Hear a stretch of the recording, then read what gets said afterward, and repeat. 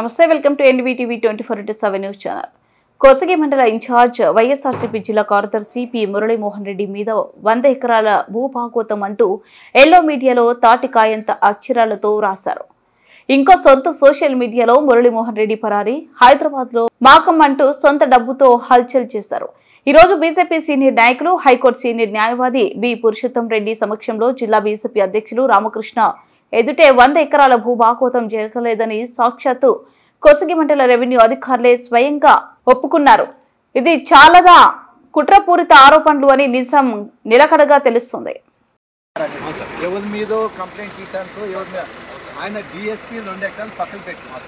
DSP నాకు సంబంధం లేదు, ఎందుకంటే డిఎస్పీది ఆయన నా పేరు ఆన్లైన్లో లేదండి. ఆన్లైన్ లేకపోతే జాయింట్ కలెక్టర్ ఇస్తే అయిపోతుంది. అది నాది ప్రాబ్లం కాదు. ప్రాబ్లం ఏమంటే రైతులకి ఎక్కడ అన్యాయం జరిగింది?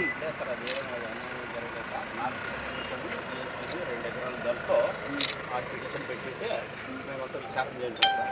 అది రిజిస్టర్ ద్వారా కొన్నారు, దాన్ని ముటేషన్ చేయాలని పెట్టిపోయింది.